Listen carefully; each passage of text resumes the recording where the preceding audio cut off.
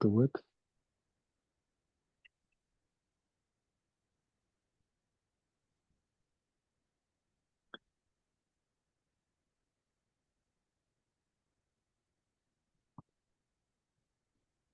Yes.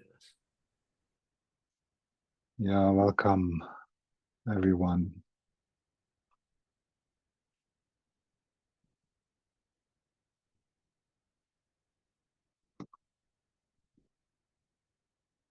Taking some time to connect from heart to everyone. It's nice to see your husband, Susan.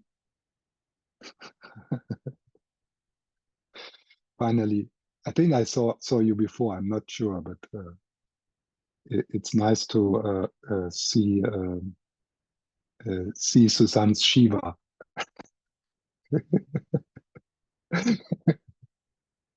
You look like one.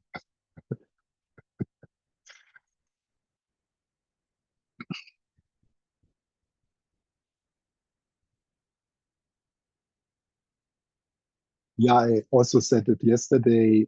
I'm really happy that kind of my last teaching. I mean, it's not my last teaching, but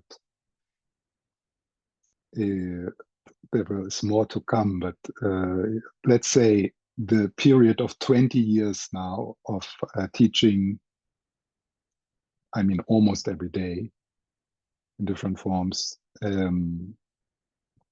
definitely comes to an end. And I'm looking forward to whatever and however my sharing will develop after my break now. But I'm so happy that it happens within the mandala of Lama Zopa Rinpoche. It's kind of a good feeling for me. So I'm happy that you joined, that you took your time and co-create the space.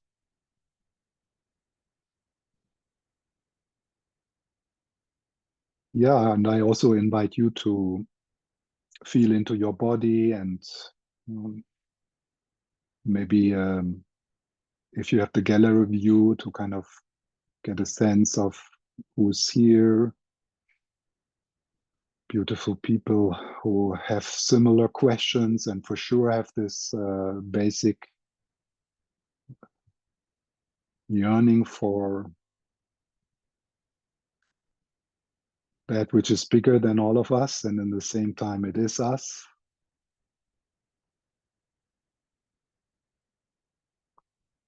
And it's really inspiring that at least now in this moment we prioritize that.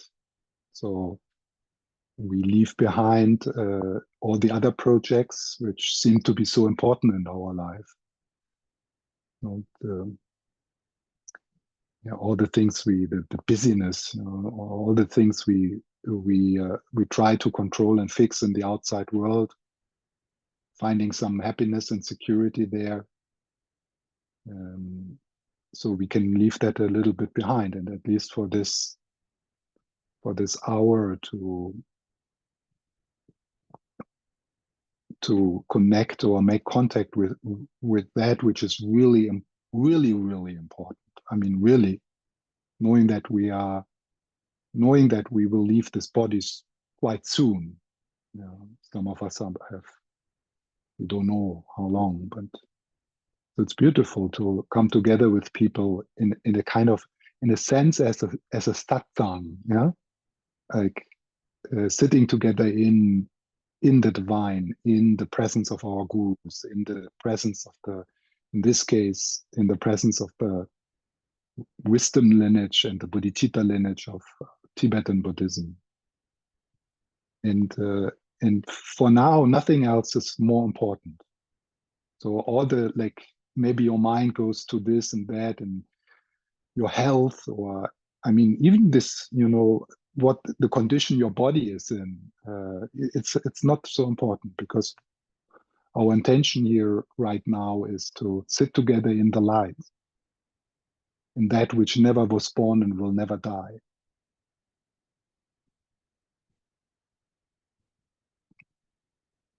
there's a line from a song which I like, this kind of pith instructions, which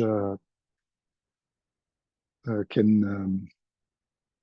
give me a taste. And I've just heard a song which is called "You Can Relax Now," and in its song there is a line. It says, you are eternity, and that will never change.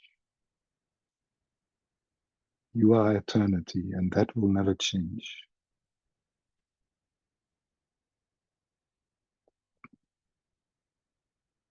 And for eternity, you can put in anything. Yeah, so you are you are light, and that will never change. Or you are innermost awareness. You are Rigpa, and that will never change.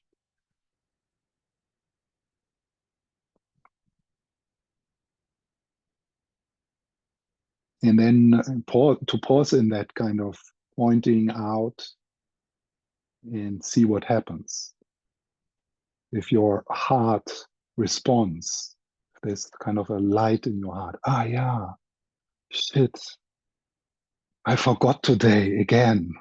I took it so serious that I missed the plane, or that I couldn't pay this bill, or whatever. It doesn't really matter. I mean, it matters. I mean, we are not like in the business of um, not caring about our projects and our family and so on and so on. But we actually take it much too serious. It's too adventitious, too fleeting, uh, too. Even if it goes well, I mean, if you catch the plane, each plane or each train that you get will not bring you home. It will bring you to another adventitious place, but it will not bring you home, really home.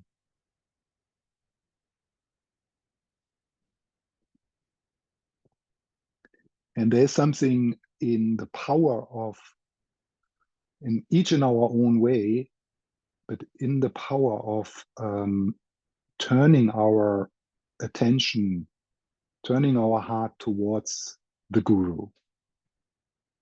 And here, I am not necessarily mean a person.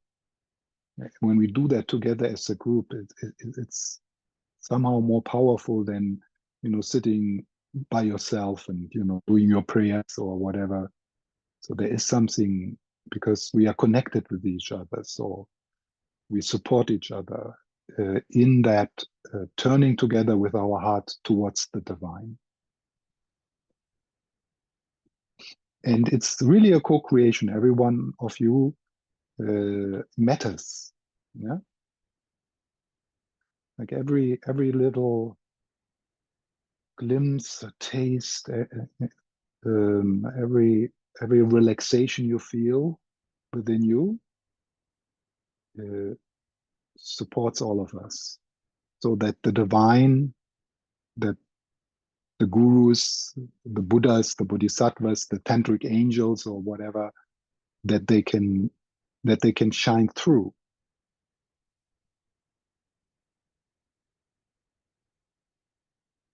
And that's all we can do. We can open and let go.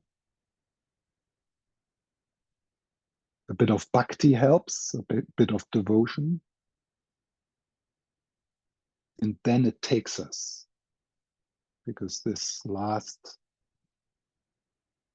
recognition is, we can't do, the narrative self can't do this. So there's this moment where we where we where we where we are taken by the stillness, by the peace, by the presence of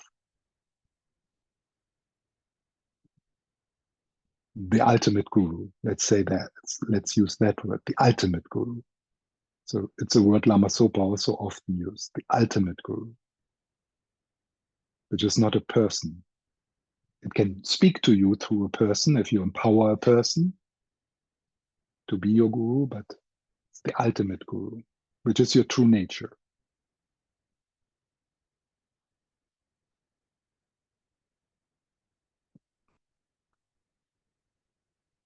So how to see yourself as you really are?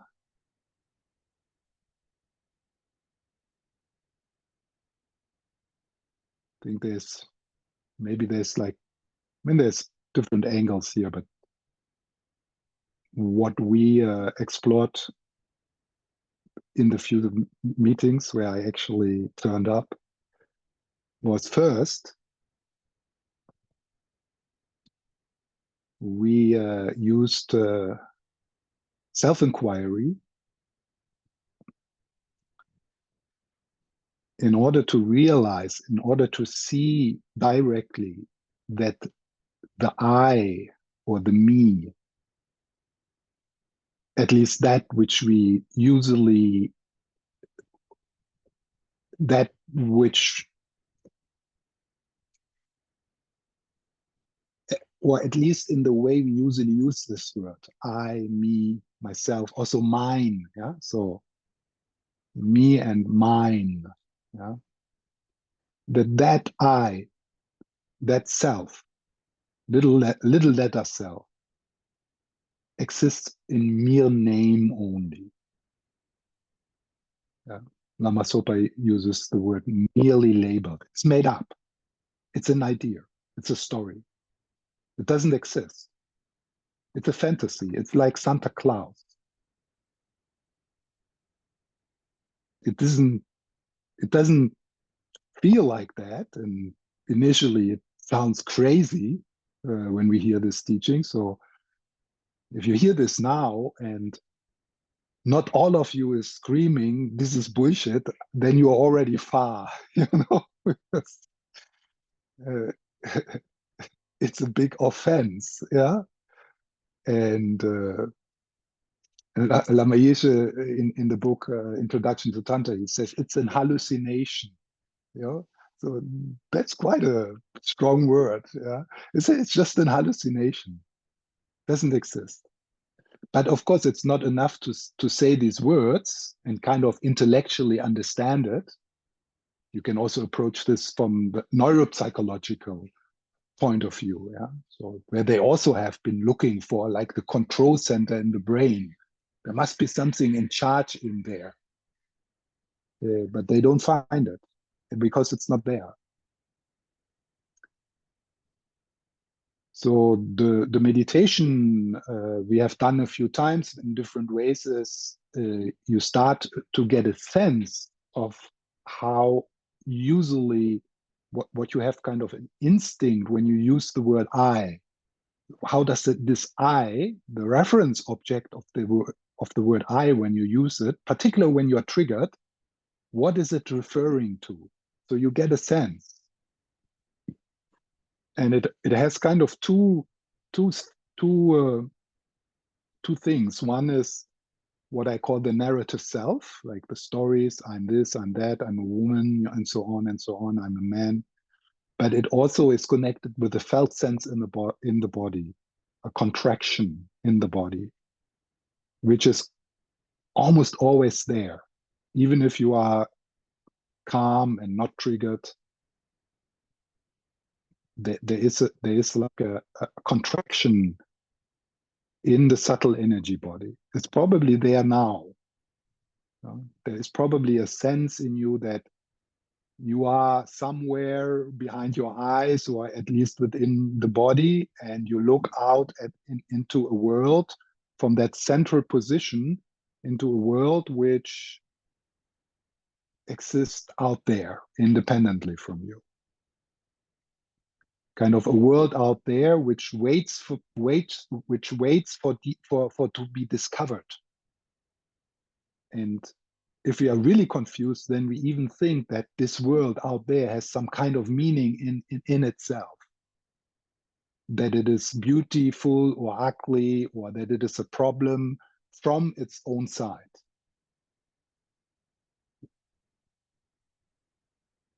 So, and then once we get a sense of this contraction and of this I, we just look for it. We look within the five aggregates. We look into in the body mind processes. So we look and look. We search. It's like searching a house. Yeah? So we think there's a thief inside in the house, and we go to all cupboards, all rooms, and we open everything and also the basement, and we know what we're looking for, the thief in the house, the eye, and we don't find it.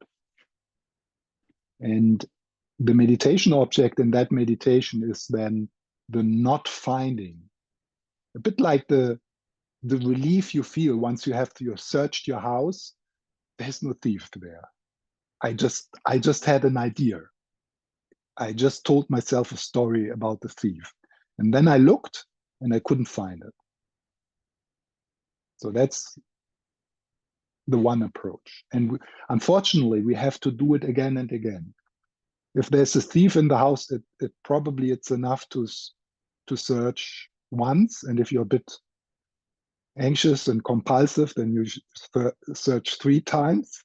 But yeah, but in this, unfortunately, we need to look again and again and not find again and again, because that process of creating the, the I, the me, is so deep and so old. It's ancient.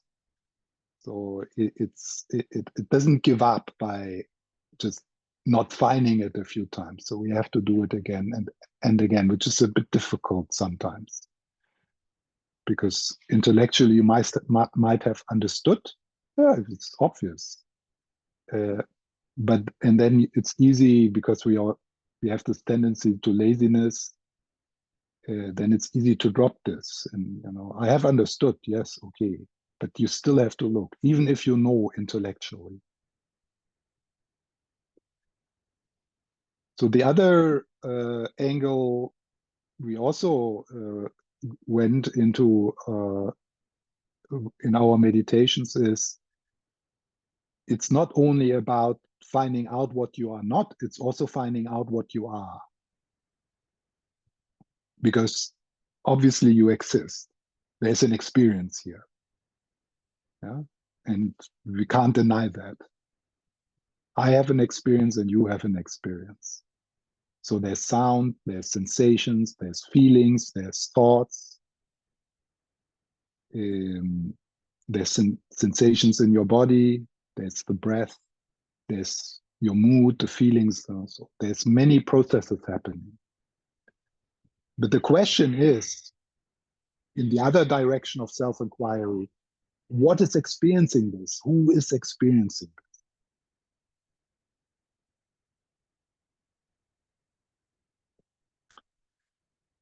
Thoughts can't experience anything. Thoughts cannot think. Thoughts cannot experience anything. They are experienced by what? Or maybe by whom?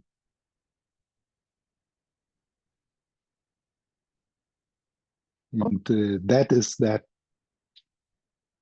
kind of looking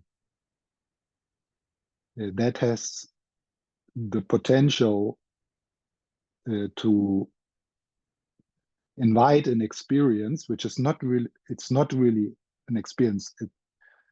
It maybe one can say it invites a recognition, which is undescribable, ungraspable,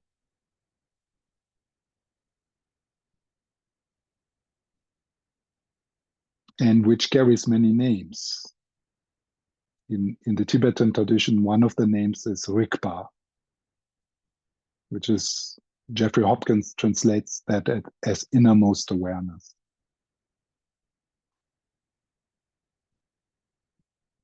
So what can we say about Rigpa? Not really anything. And there's a bit of a danger if we try to describe it, because then we make it into something and we create ideas how it is. Yeah? But I want to say a few things about it. The first is it knows. It's a knowingness. It's conscious about what is arising within it. And this knowingness is effortless, and it's there all the time. You are aware on a very deep level all the time, even in deep sleep, because someone can wake you up. So it knows. The second, what can one could say is it's empty. Empty of what? It's empty of an I. It's empty of any kind of characteristics. So in that way, it's not really something, but it's also not nothing. So it doesn't have any characteristics. And the third characteristic is, and Dzogchen Rinpoche uses the Tibetan word here, ningji, which is sometimes translated as compassion. There is a goodness in it. Tara Brach uses the word tenderness. But again, and many, many traditions use the word love, like capital letter love, big love. In the Tibetan tradition, they also use the word ultimate bodhicitta. Trungpa Rinpoche says goodness. So there is a goodness. There's a divine presence in it. There's a creativity in it. There's a radiance in it. There's light in it. Not light in the sense it's the light which is beyond darkness and light, yeah. But there's light in it. It's an experience which some people can say, I feel held, I feel home, I feel safe. I'm not afraid of death. I'm not this body. That's a bit radical to say. I'm more than this body, maybe you would say. I'm more than this body. I'm I'm an ocean in a unique, and I'm a wave, a unique wave in the shoreless ocean of consciousness.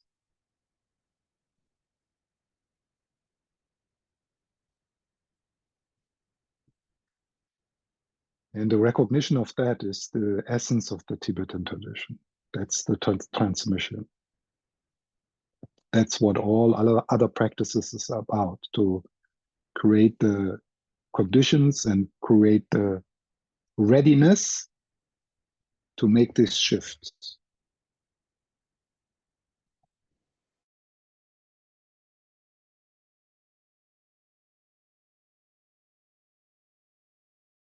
His Holiness the Dalai Lama says same recognition. And probably many people would say all mystic tradition rest on that tradition, on that recognition. So the last two things I want to say about what you can't describe is they say it's too close. It's so close that we oversee it. It's not in the future, it's not in the past. It's only available and already present in the now, in present moment awareness.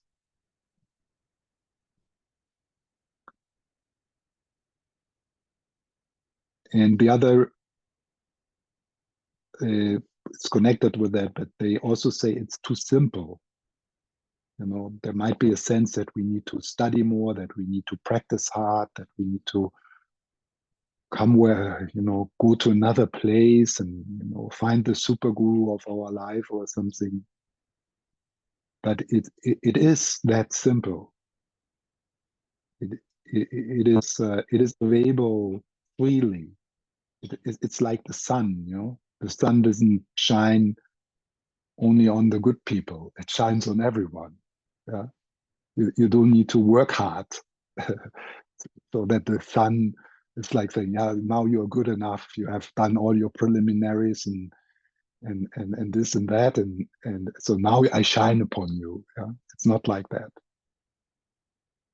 It's unconditional.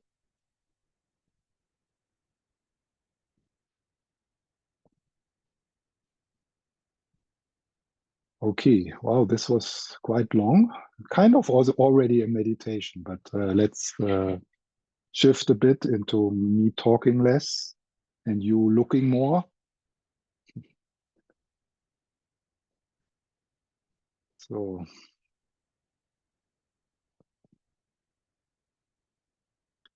this beautiful moment when we come together as a Sangha in this mudra of the posture.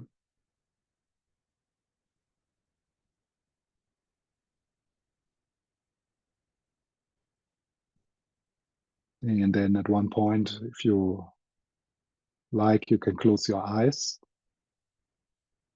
If you keep your eyes open or you open them again, then your gaze is relaxed.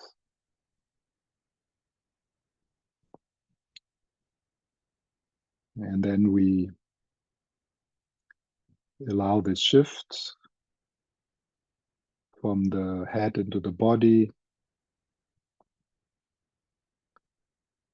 It's like sliding towards present moment awareness.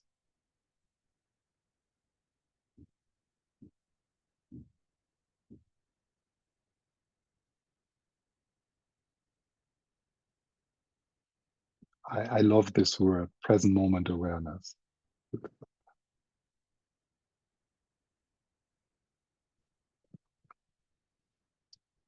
So we really like letting go of the past because it exists only in thoughts, and letting go of the future, it exists only in thoughts, and present moment awareness. And with Maitri, with loving kindness, uh, looking, hearing, feeling, sensing, what is unfolding right now through the five sense gates.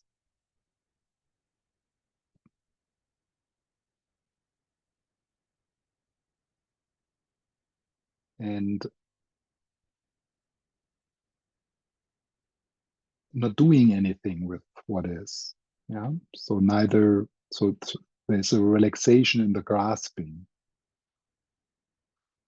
not adding, not trying to take anything away. It's like softening and opening into what is. And this, of course, includes any kind of discomfort you experience right now.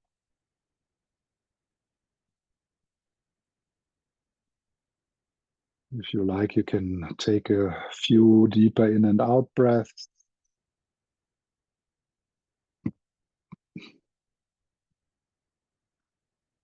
And with the in breath sliding or dropping into the body. And with the out breath, sometimes it's possible to release a bit effort on the shoulders, the belly, the face.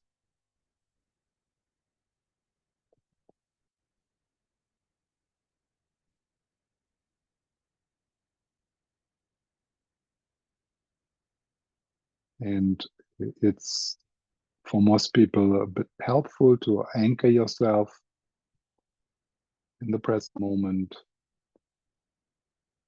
with the breath. And if this is not so, doesn't feel so nice for you, it can be the hands, the aliveness in your hands, or both a little, like breathing in your hands.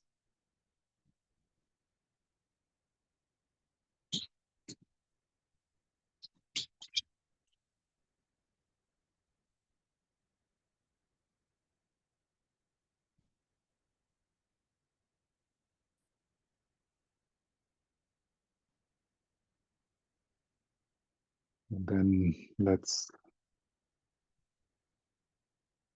step again more consciously into the temple of our meeting, where we are protected through the presence of our teachers,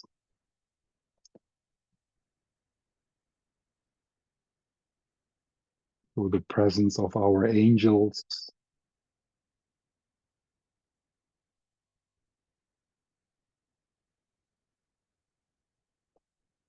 and possibly a sense of gratitude that we are together, that we are not alone. And of course, there's millions of people right now who are in the presence of the divine,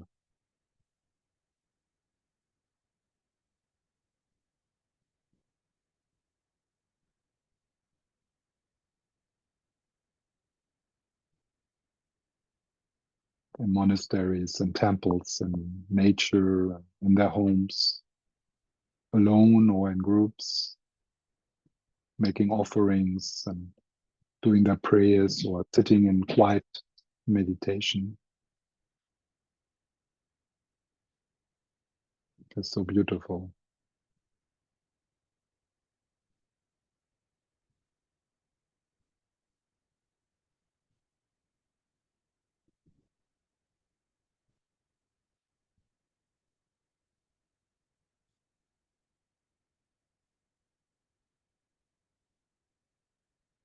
And it's probably easy for you now to recognize the radio station of the narrative self. And that's fine, but we always have a bit the possibility where we put our attention. That's a bit of influence we have. So we can emphasize present moment awareness.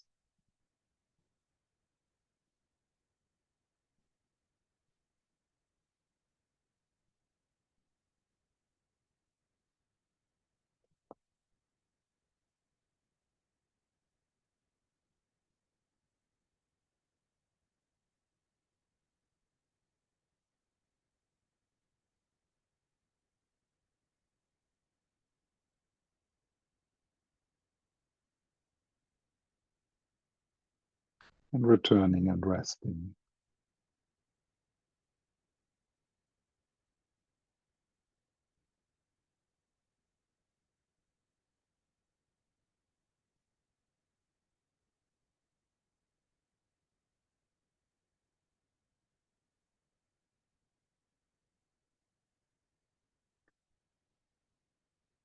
So the two levels of mind, the unconditioned, the conditioned mind, the clouds. So that's what you hear, what you feel, the flow of the in and out breath. And for a few moments, emphasize the recognition of the impermanence, the non-static nature. It's adventitious, it comes and goes. It's either pleasant or unpleasant or neutral.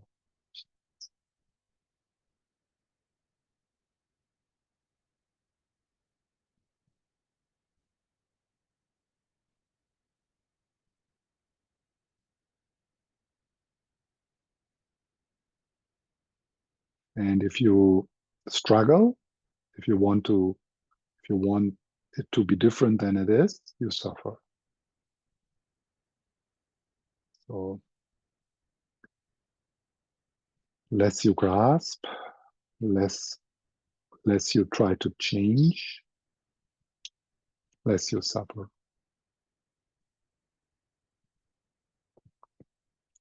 The more you find a yes,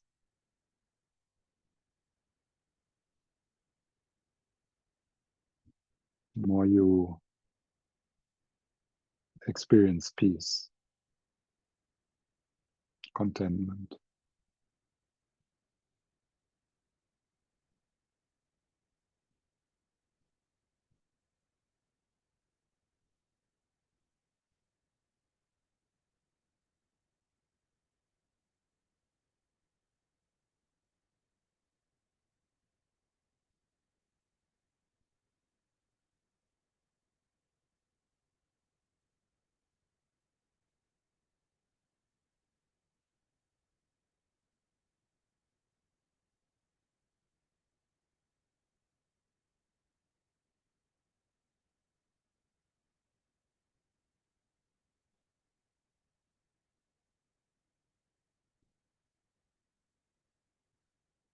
within the experience, sense starters of the five sense gates, and then also your conceptual mind. There's nothing solid there, nothing stable. If you can have a sense of the dreamlike nature or rainbow-like nature of that which you experience.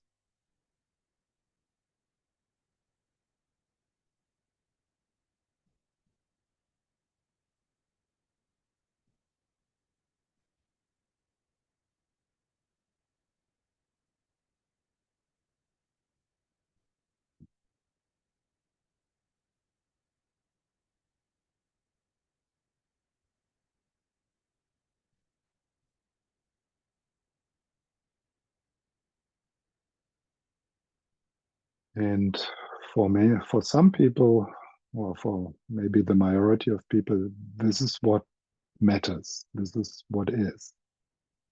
And we identify with that. We feel this is who we are. Sensations, thoughts. So we have our address in Zen, in the conditioned mind.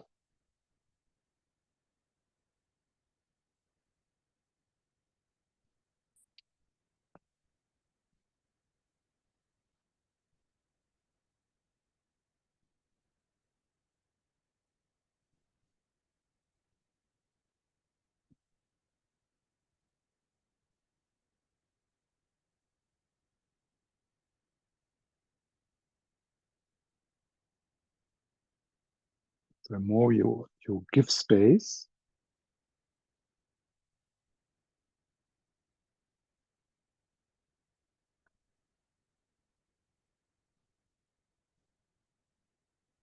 the more you open the possibility that something opens up.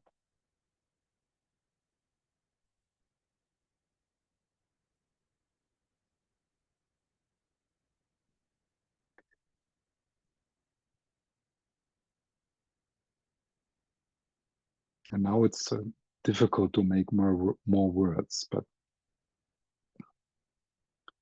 it's like this shift from the clouds to the sky.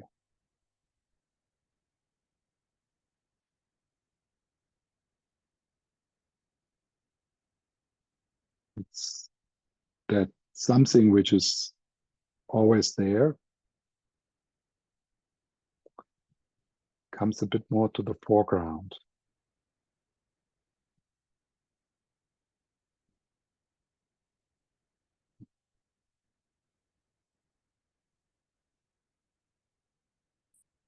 Some people call it presence.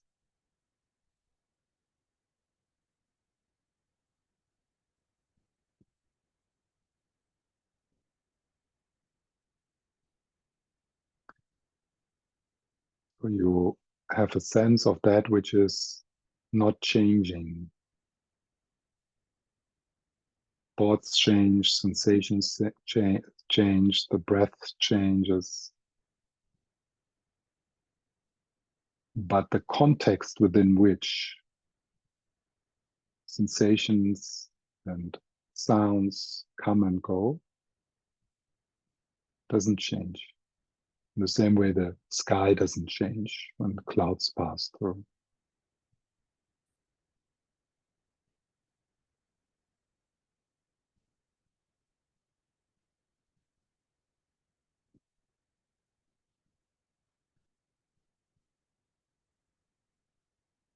And thoughts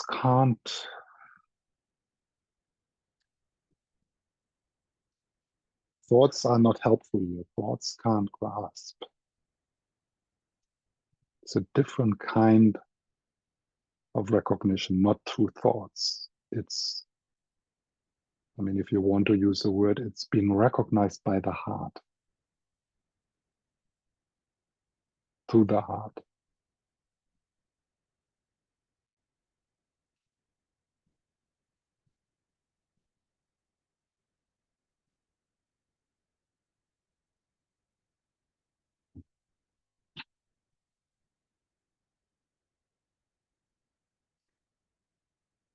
So feeling all feelings, feeling all sensations, hearing all sounds, but falling deeper, was sinking deeper.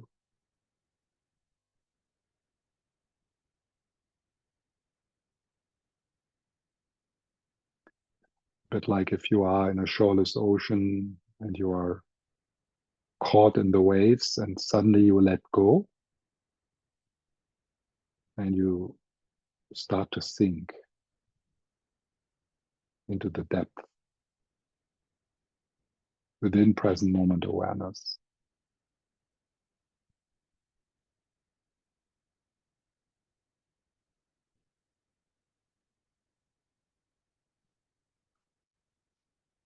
It's not something you can do, but what you can do is to let go. And here, letting go means letting be, letting things be exactly as they are. You give up in a good way.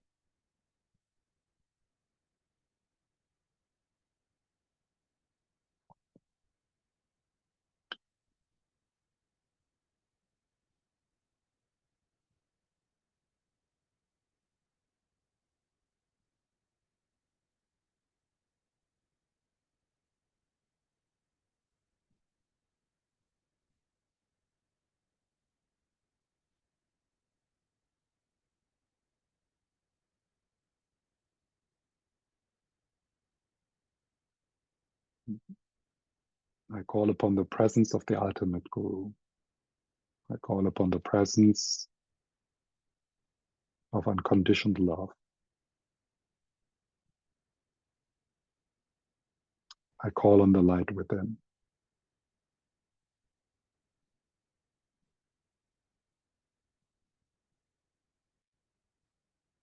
I call on the light within all of us.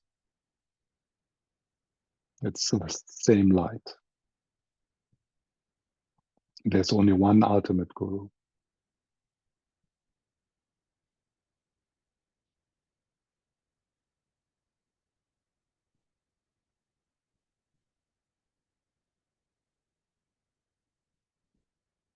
And then if you get caught, you recognize that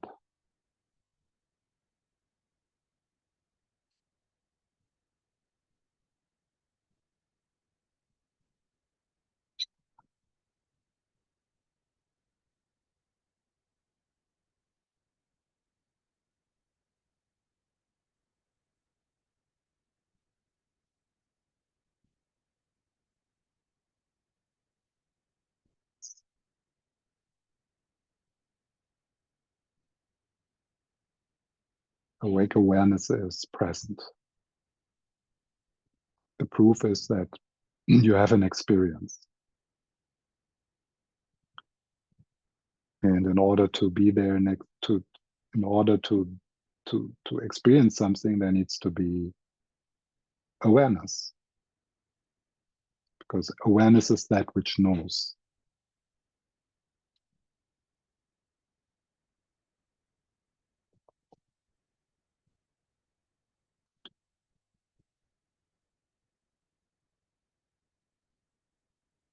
It's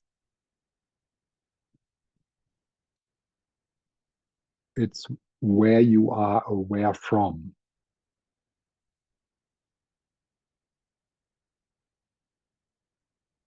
which doesn't have a place and which is beyond time. It's eternal and infinite, boundaryless, centerless.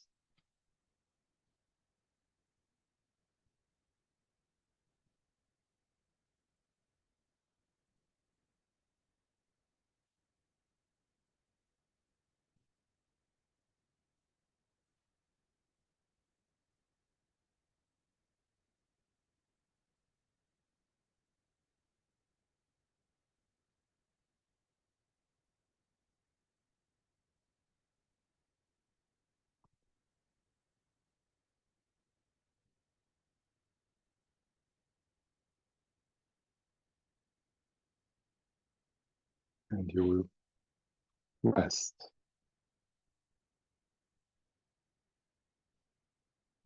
There's nothing more to do and no further to go.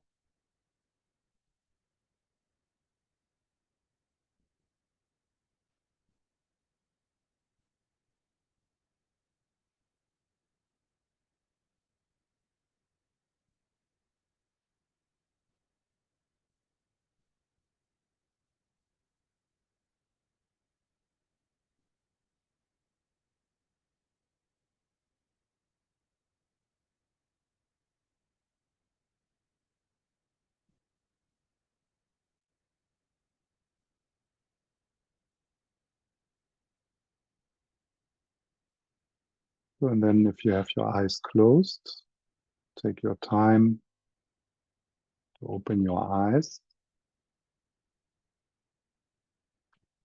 not with the sense that you stop the meditation, but just notice that kind of including the visual into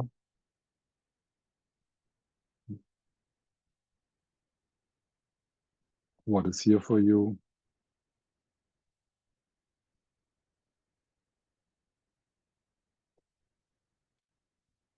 receiving the visual in an effortless way.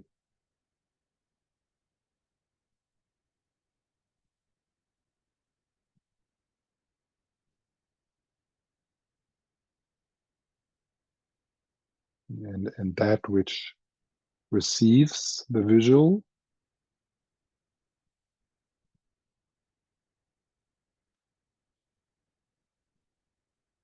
is awareness.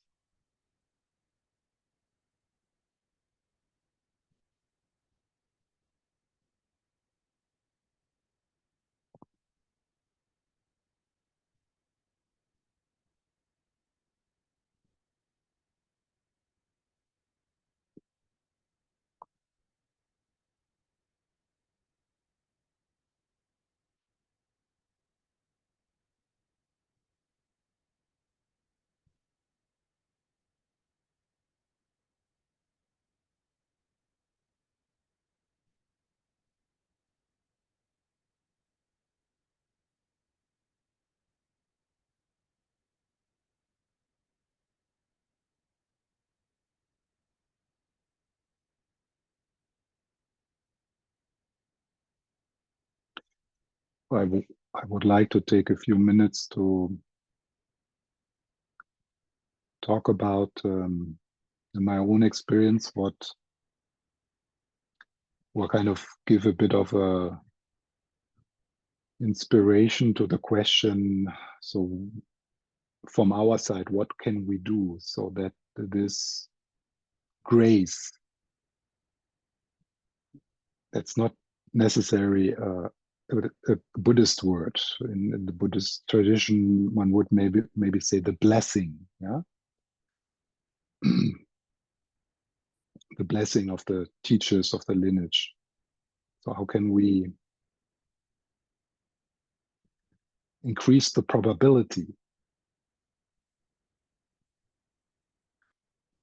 Because I said we can do a lot, of course, on our spiritual path, and most of the Buddhist teachings are about doing something.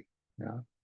So there is this horizontal journey, the gradual path, the step-by-step path, and it's beautiful and precious. But the recognition of innermost awareness,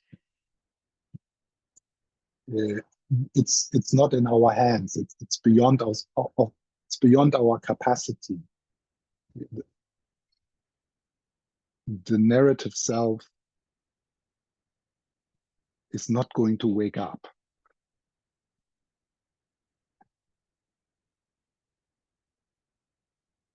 So there is this uh, increasing the probability, creating the conditions.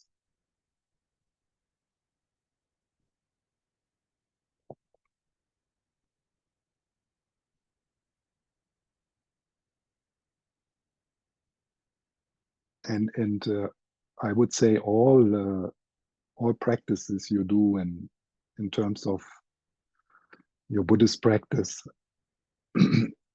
sometimes also called purification and accumulation of merit, but also all healing you're doing. So I think all of that is part of that horizontal journey, so that the light can come through at one point. We don't know when.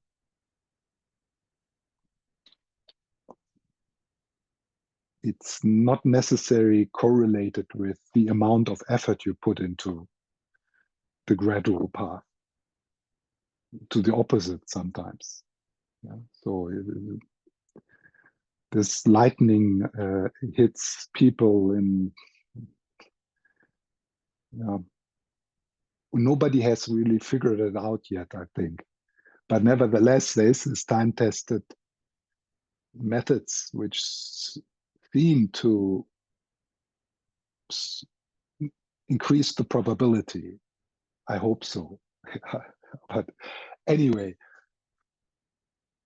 it's wonderful to do something meaningful and good with your life.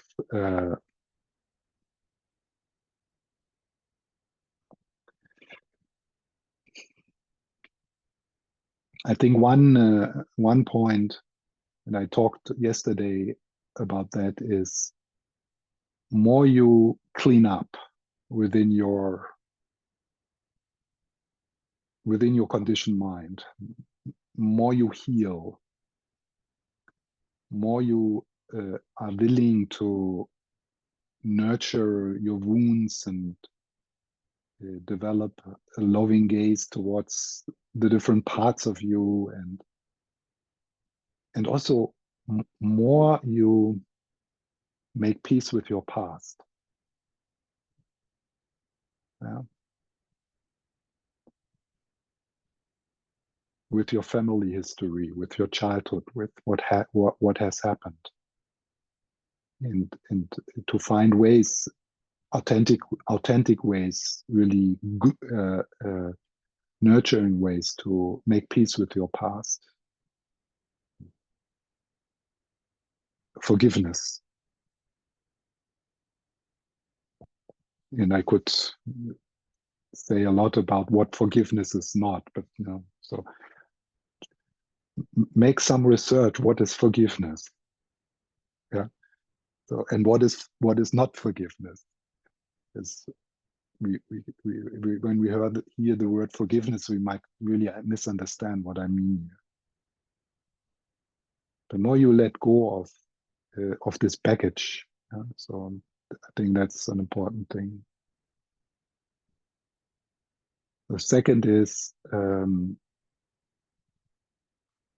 find ways, technologies, methods, techniques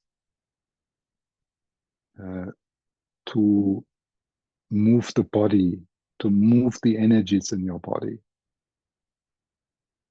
with breath, with movement.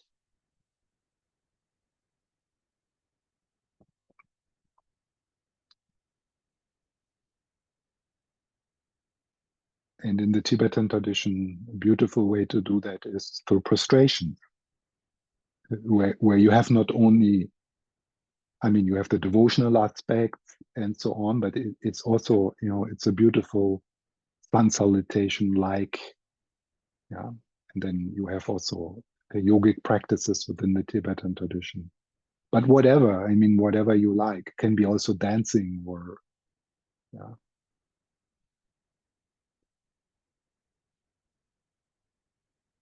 To open the subtle energy body.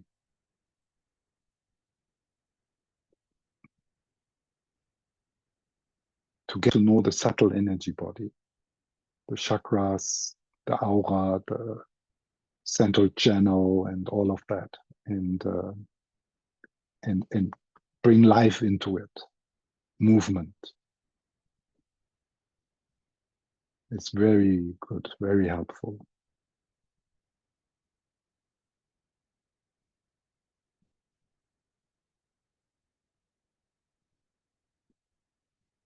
Another point is look at your fear of death.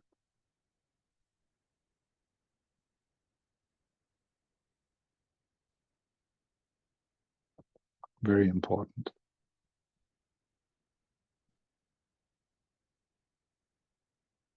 As long as you are afraid of dying, you have not realized who you are. There's a beautiful line of Lama Yeshe, dying for a realized person is like going home.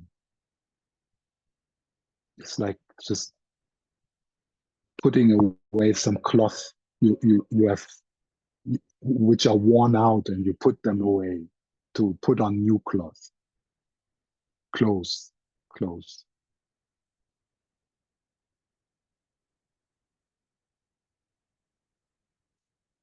And in deep meditation and in deep self-inquiry, you are going to meet the fear of death, the mother of all fears.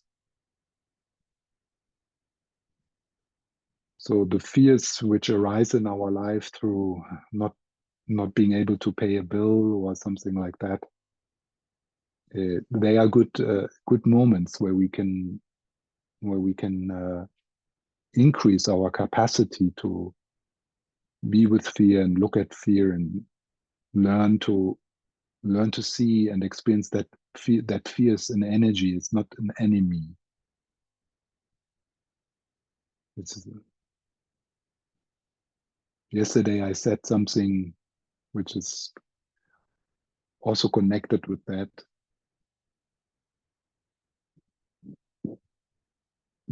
it is the most difficult. It's the deepest pain in us, the deepest fear, which is actually our gate to go beyond.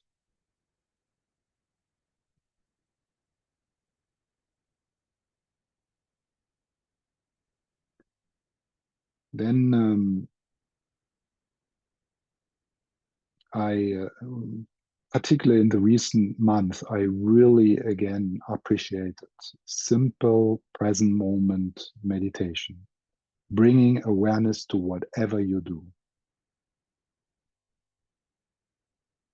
It's like one of the most basic Buddhist practice. And it's, you know, in the Tibetan tradition, with all the studies and thinking, and all the things you do and this and that, and sometimes that kind of basic meditation practice, like kind of Thich Nhat Hanh, like mindfulness in daily life. I encourage you not to let go of that, and yeah, that's for the beginners. Or, you know, I tried it. Yeah, I washed my dishes in a mindful way for a week, and it didn't make it.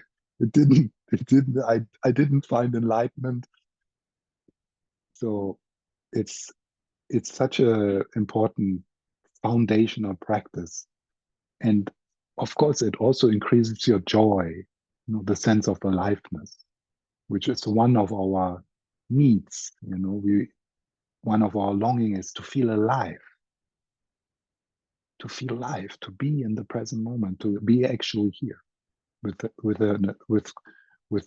with a sense of wonderment. You know, wow, I'm alive. I can hear this music. I can see. I can touch someone.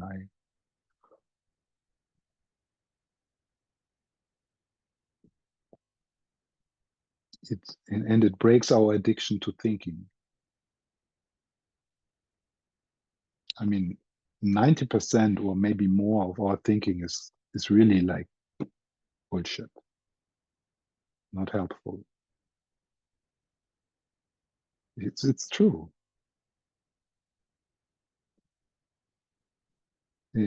So, but recognizing that is not enough. So we also need to ask the question, okay, what do I pay attention to then? What do I pay attention to? And we are not like in complete control where our attention goes, but we have some freedom. We actually have some freedom. We have some free will.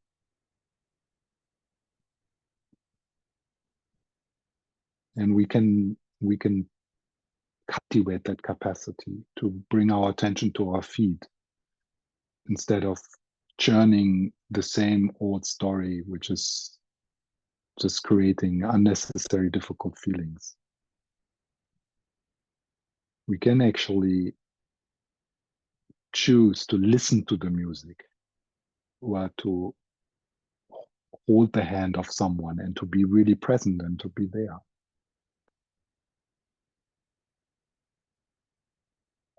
And for that, we need to create space. And it's difficult because we are so addicted to being productive and getting things done. So it seems to be a waste of time to just sit and listen to the rain and breathe.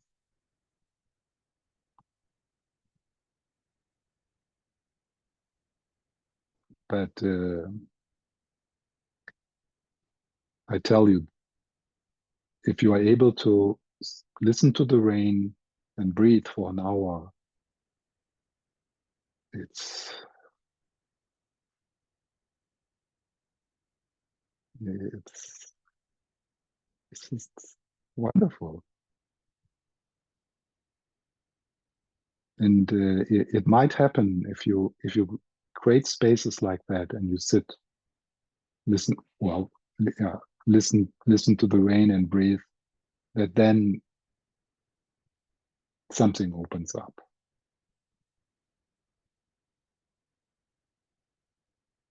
Something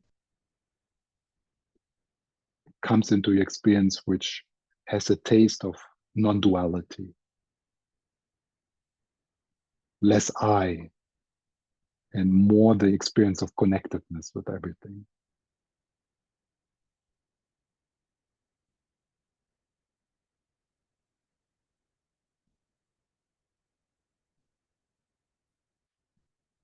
Then something I started to appreciate again, like maybe the last 2 years, to seek out holy places, supportive places, power places. And in a way, you not even need to leave home. I mean, it's also good to leave home, yeah, leave your homeland. But what we are doing here, we are co-creating a sacred space. And in your home, I can see, in the background, in some of you, there's like some images, and Buddhas, and so on. So also in your home, you can create like a sacred space. But more so, I personally, that's my discovery. I'm going to make that like a priority, because I really experienced the difference being in Nepal, or being in Koh Phangan in Thailand, or being on the Camino in Portugal. And it's not even like, it's not even necessary Buddhist places. It can be like Native American power places, or there are these physical places which uh, which make that grace more accessible by just being in a place like that. And when you are in a place like that, it's very likely that you are surrounded by people who look into the same direction. So that's also what I said, how we support each other now in this moment. Because right now, all of us, we look into a different direction. We don't look into, oh, how can I make more money? Is it important to buy the newest iPhone? We don't look into that direction. We look into another direction. And that's really helpful. I think I started to appreciate that point more. There was a long period in my life where I had more the attitude, I mean, the best place to practice is in the midst of New York because it's difficult. Let's go to the places where it's difficult. Yeah. And it has something, of course, there's some truth in it. But then if I accept that I'm a baby and that I need to get any kind of help and support I need, then why not to be kind to myself? And I mean, sometimes I can't change the environment I am in, but we also have choice to move away from people and situations and jobs and relationships and places where we live, which are not nurturing and supportive. We have some choice. You know, we don't need to endure just because we are afraid that we can't pay for the new place or we would lose some safety or something like that. So it's also a matter of what one's prioritize in your life. Your heart, your health, your happiness, or your pension, or whatever keeps us in places. Oh, I'm afraid if I do this, if I follow my heart, I don't know how I'm going to pay the bills in 2 years.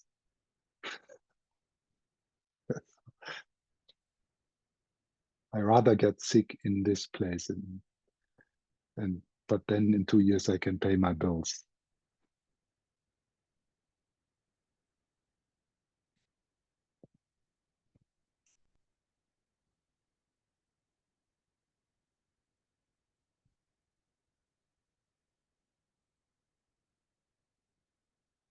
So there's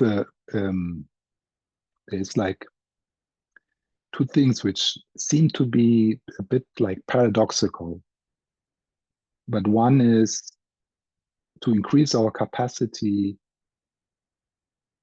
to step into something which you could call the observer eye, like to increase your capacity to disidentify with the content of your experience. In a bit too extreme way, it would be expressed like, I'm aware of my feelings. I'm not my feelings. I'm aware of my thoughts. I'm not my thoughts. And even I'm aware of my body, but I'm not this body. So I'm not saying this is how it is, yeah. But it's like that's a teaching and or a practice which helps us to relax this entanglement with the content. But sometimes this is misunderstood as if that kind of stepping out means not to feel. Yeah. So on the other hand, what we also need to acquire as a skill is to be more and more capable to feel our feelings. So the disidentification doesn't mean that you don't feel your feelings. Actually, you feel your feelings more because you can afford to feel more.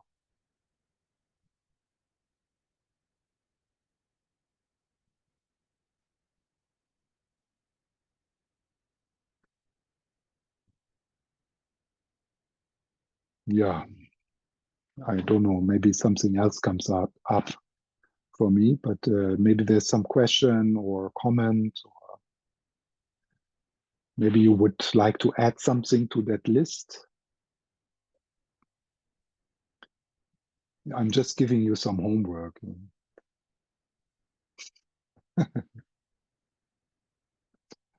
And I know you all work on these things, so it's not that this was new. So you're already working on these things. So just a reminder. Yeah. You did. Um, I yeah. Magnificent list. And as I was taking the shower before teaching, my mind was going through many of these items. So we were right on. But an addition would be, you know, the humor and taking things lightly. And I think that was one of the great teachings of Lama Yeshe for me was, you know, just have fun, enjoy yourself. I think we all take things much too seriously. That's right. Absolutely. Yeah, humor and enjoyment. There's always so much to enjoy if we are present. Simple things. Yeah?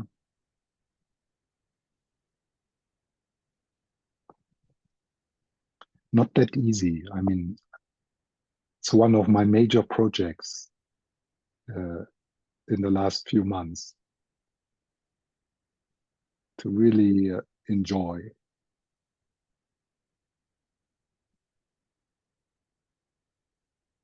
And again, I need to create space for that. Slow down, pay attention in order to really enjoy.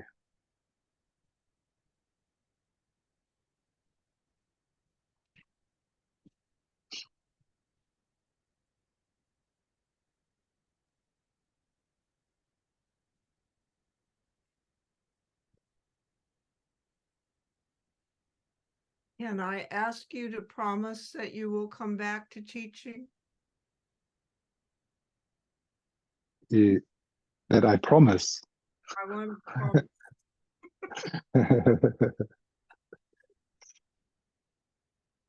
I don't think I can get out of this. Good. Also, also, also because I mean, mainly because it just wants to be shared. It seems to be in the experience itself. And it can be shared in different ways. I mean, some people help to create a center, or or work as a healer, or or play music, or so. But it seems that it's in it, in big love is innate. It wants to be shared, and more you share it, the more you have it. More you give it, more you receive it.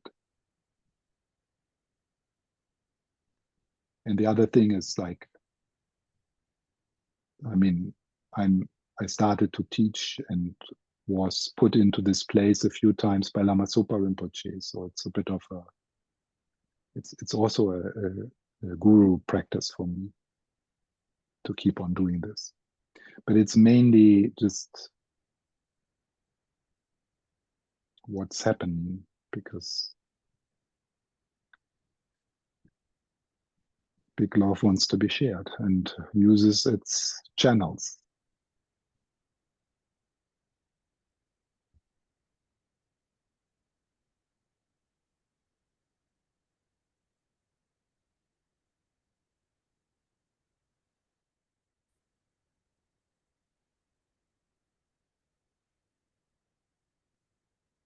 Yesterday I talked about something, and I feel like kind of repeating it,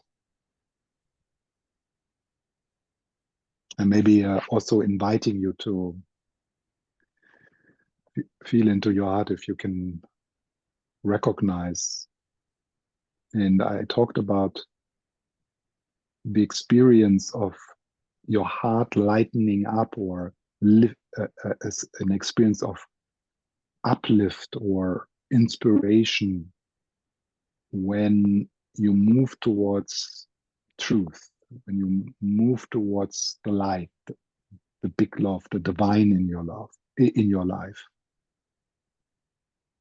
You know, I'm talking about this, someone tells you about a meditation retreat and something in you, and it's not rational, something in you like, yes.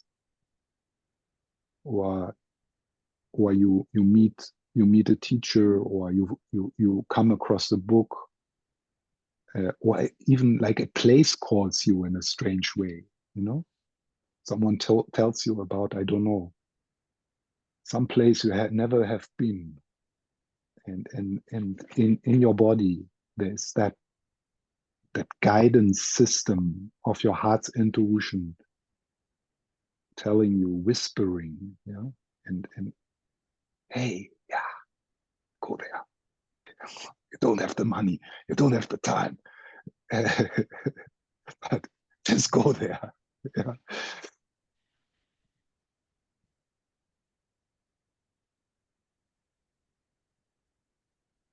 And you know that you follow that guidance system when you feel good. And it's a different feeling good than you have when you follow addictions, patterns, things you always do. I mean, it's also nice to, watch your favorite Netflix series. So it's also a kind of happiness, yeah. But it doesn't really feel good. Not really. Yeah? But going to a place which calls you, even if it's difficult, because traveling is sometimes difficult, or doing your meditation practice or doing your yoga practice, that feels good. And to to dare to follow that guidance system a bit more than the guidance system of your fears and attachments and pressures from your parents or whatever. Yeah, there was a hand, I think. It's gone. Hi, Yeah. Stephan. Hi. In a metaphor or an image keeps popping up as I'm listening to you talk, that I wanted to share and then also maybe ask or inquire about. And your language around how this is kind of a returning home. And the image that keeps coming up is the unborn child still connected to the mother, and that sense that's talked about in psychology of that non-dual understanding of life when you're at that stage of development. And then from there comes the birth, and then the duality and all of what it is to be humanized, to be in the human body and have the human experience. And it feels so much like so many of these practices are about letting all of that learned duality go and returning to that pre-birth connected unity oneness that is within all beings, no matter human or otherwise. Yes. I don't know if it, yeah.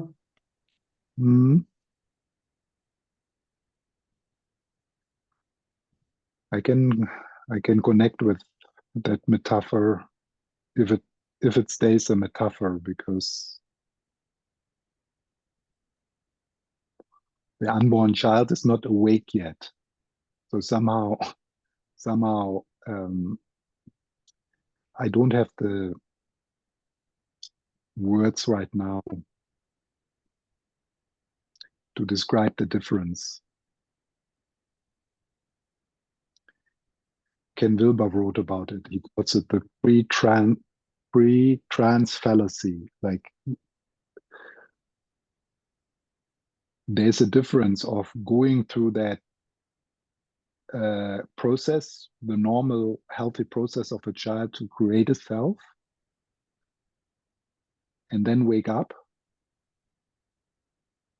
I lost the reasonings there. But as a metaphor, I think I think. And I think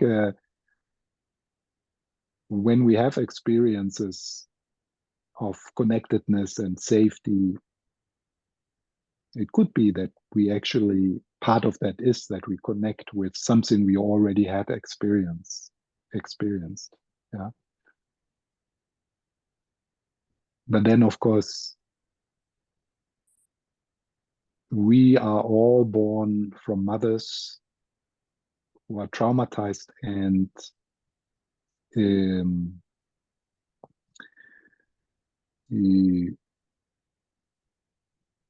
so in the connection to our mother, already in the womb, there was already the experience of threat, of fear, of stress. Yeah?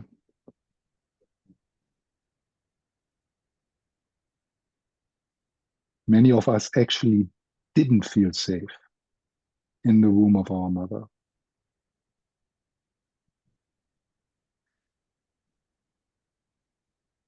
And many of us didn't feel safe when we came into this world, because we were not received in the way we deserve.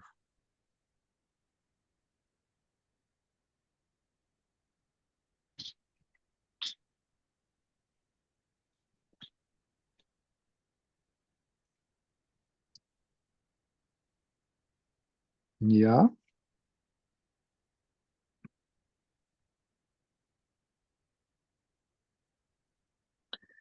I mean, to summarize,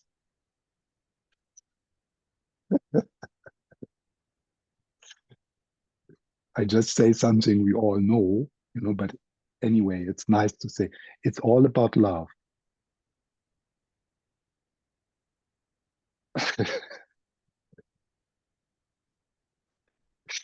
Yeah. It's all about giving love, and that's emphasized, but it's also a lot about receiving love.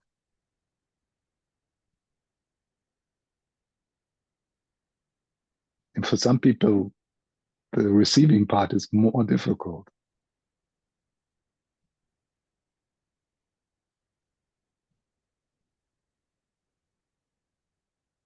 But it's not only that in the giving that you receive love, it's also in the receiving.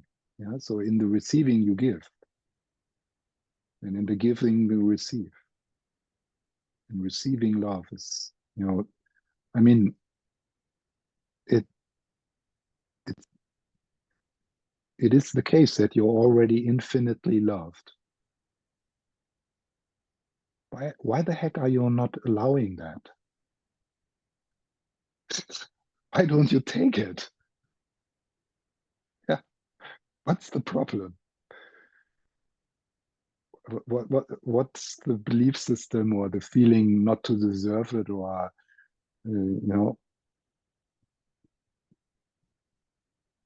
I mean, we are all infinitely loved if we want to kind of put it in. We are, for example, all infinitely loved by His Holiness the Dalai Lama, by Jesus.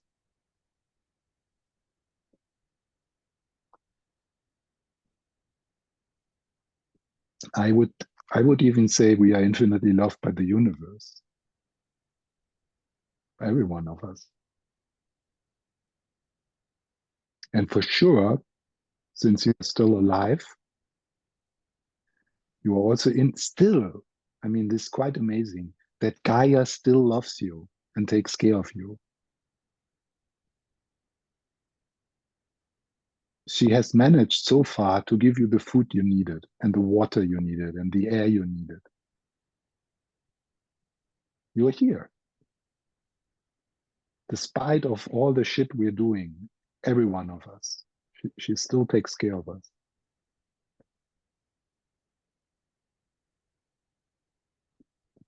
So this receiving love is,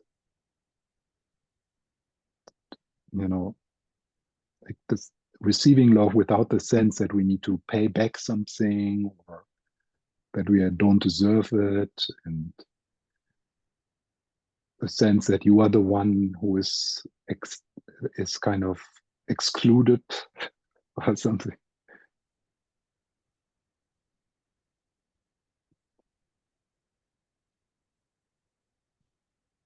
And in that receiving love, I'm not talking about developing a kind voice in your head, which is also good. It's one level of self-compassion, of self-love. It's like, being kind to yourself. One part is kind to another part. But this here I talk about big love, which is not, it's not part of the conditioned mind. It's unconditional. It's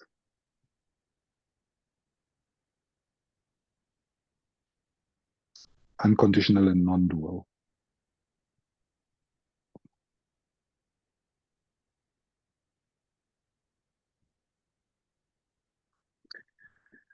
Yeah, so let's take just a few minutes to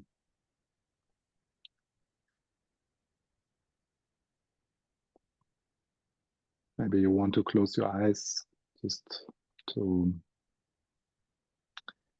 reconnect with present moment awareness and how you feel now.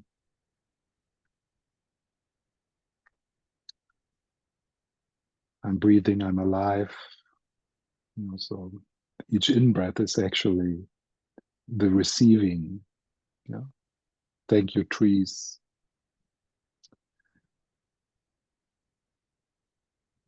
Breathing together.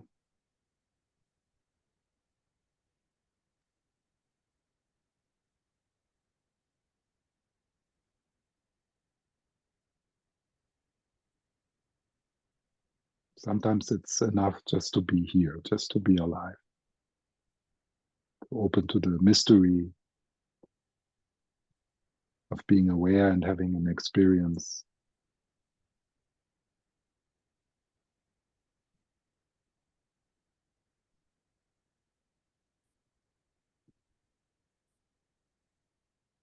And then opening to the presence of the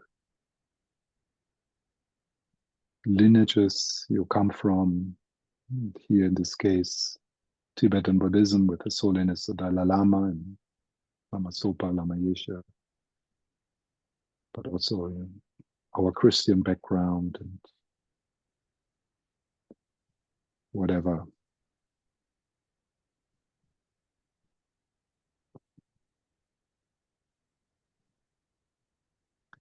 Different voices who seem to be singing and praising the same, singing about and praising the same. Different voices, different music, same experience.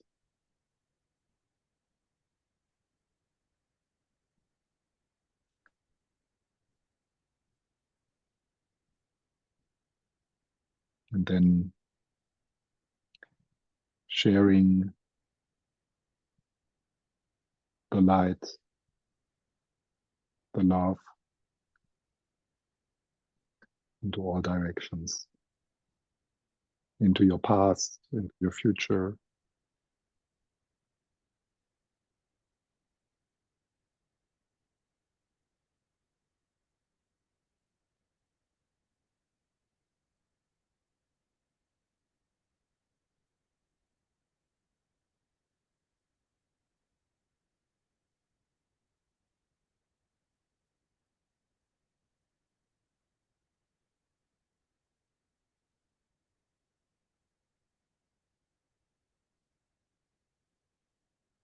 May all beings be happy.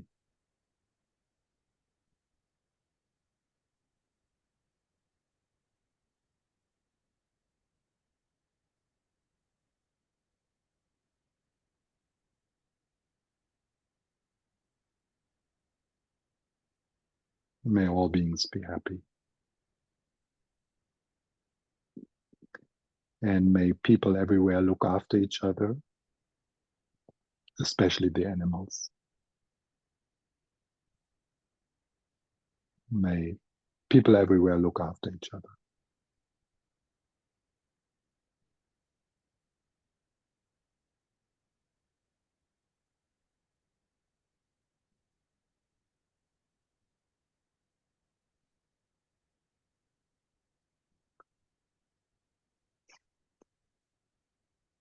Okay.